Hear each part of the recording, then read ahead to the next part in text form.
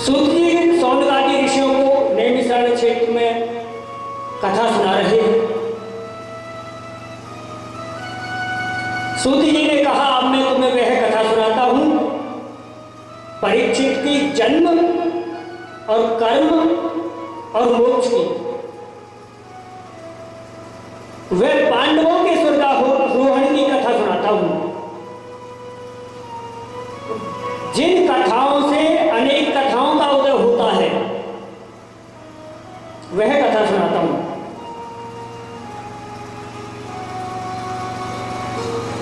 कि सरस्वती नदी के किनारे शंप्रयास नाम का वेदव्यास जी का आश्रम है। उसके चारों तरफ एक सुंदर वन का पेड़ है। एक दिन वेदव्यास जी ने अपना आसन लगाकर आचमन करके मन का निग्रह करते हुए और उस परमपिता परमात्मा के दर्शन किए।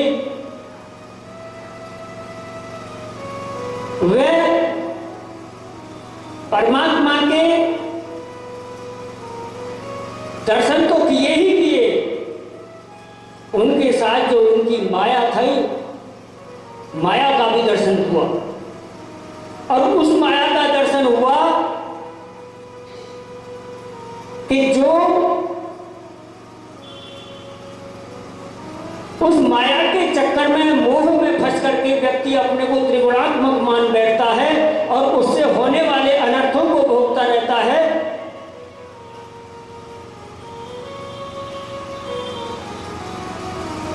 उन अनर्थों से बचने के लिए वेदव्यास जी ने भक्ति योग की रचना की। इससे बचने का एकमात्र उपाय भक्ति योग ही है और कोई दूसरा नहीं। तब वेदव्यास जी ने श्रीमद् महापुराण का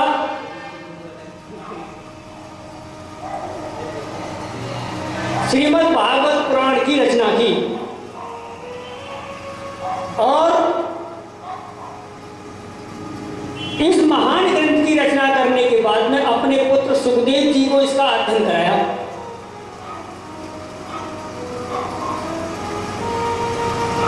अब बात यूं होने लगी कि जो आत्मज्ञानी हो, जो बैरागी हो, उन्होंने इतने महान ग्रंथ का अध्ययन क्यों किया?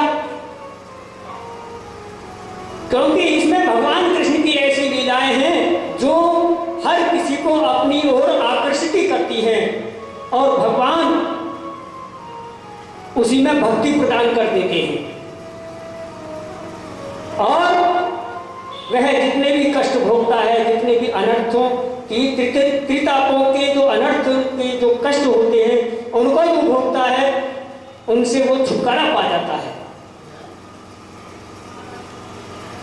इस महान ग्रंथ में यह सबसे बड़ी खास बात है। तब सूत जी आगे बताते हैं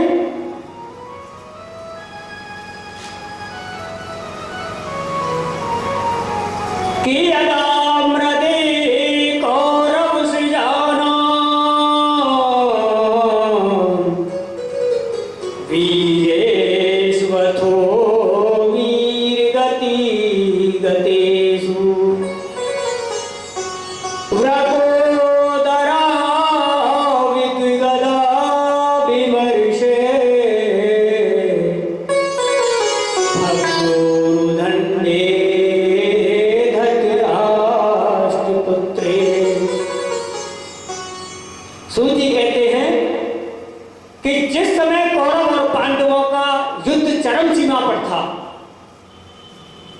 अंतिम सीमा पर था और भीम की गदा से दुर्योधन की गदा टूटी हुई पड़ी थी। दुर्योधन कहा रहा था, तब अश्वत्थामा ने दुर्योधन से कहा, हे मित्र, मैं तुझसे पहले भी कहता हूं कि तू मात्र मुझे एक दिन के लिए अपना सेनापति बना दे, मैं तेरी अब भी जीत करा दूंगा।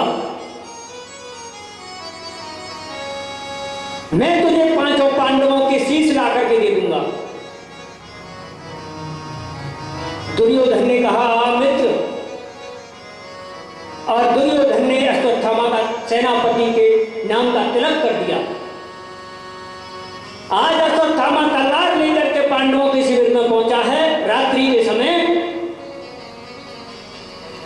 तो वहां पांडवों की जगह पांडवों के बच्चे सोए हुए थे। और पांडव समझ करके वह 5 पांडवों के 5 बच्चों के शीश उतार लाया और दुर्योधन की गोदी में डाल दिए। जब दुर्योधन ने उनमें से एक शीश अपने हाथ में लेकर के दबाया तो वह शीश चटक गया। दुर्योधन ने कहा अरे अश्वत्थामा, तूने तो ये बहुत बुरा कर दिया। ये पांडवों के शीश नहीं है, ये पांडवों के बच्चों के शीश लेकर के आया है। तूने तो कौरव और पांडव दोनों के वंश वेद ही खत्म कर दी है। तैने तो बहुत बड़ा अनर्थ किया है, जो कि दुश्मन भी इस कार्य को नहीं करेगा। अब इस बात को सुनकर को अश्वत्थामा भी सदमे में हो गया। वह भी पांडव समझकर उनको बच्चों के शीश उतार लाया रात्रि के समय। अब उसको पता था, वो वहां से रथ लेकर के भाग लिया। इधर 5 पांडव और भगवान कृष्ण द्रौपदी के शिविर में पहुंचते हैं। द्रौपदी रुदन कर रही थी।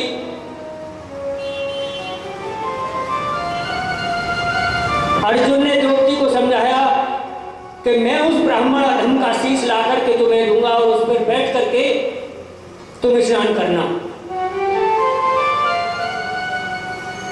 तुम चिंता मत करो। इस तरह द्रौपदी को सांत्वना देकर अर्जुन और भगवान श्री कृष्ण रथ लेकर के अश्वत्थामा के पीछे पीछे चलती है।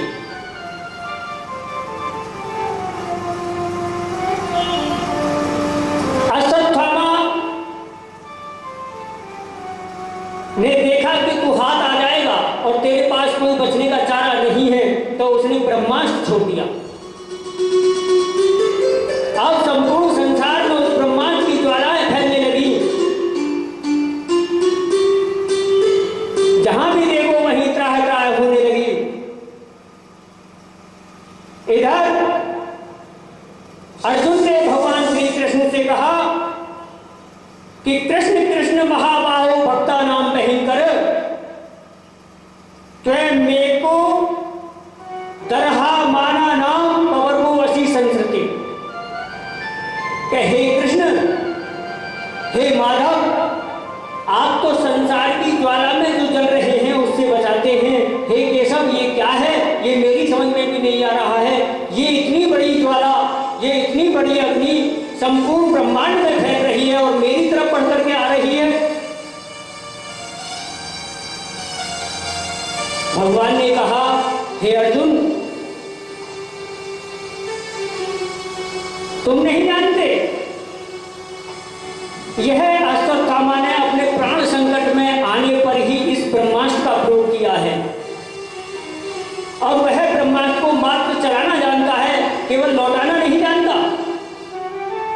उसने अपने प्राण संकट में मानकर उसको छोड़ तो दिया, लेकिन उसको लौटाना नहीं जानता। तो हे अर्जुन, तुम तो अस्त्र के और शस्त्रों के बड़े ज्ञाता हो, तुमने तो सब तरह का ज्ञान लिया है, इसलिए तुम अपना ब्रह्मास्त्र चलाओ और अपने ब्रह्मास्त्र से उस ब्रह्मास्त्र को शांत करो। अब भगवान कृष्ण के कहने से अर्जुन ने भी ब्रह्मास्त्र का संधान कर दिया। दोनों ब्रह्मास्त्रों की ज्वालाएं आकाश में फैलने लगी। फैलती फैलती कुछ समय बाद धीरे धीरे दोनों ब्रह्मास्त्रों की ज्वालाएं शांत हो गईं और दोनों ब्रह्मास्त्र अर्जुन ने लौटा लिए। बोलिए बांके बिहारी लाल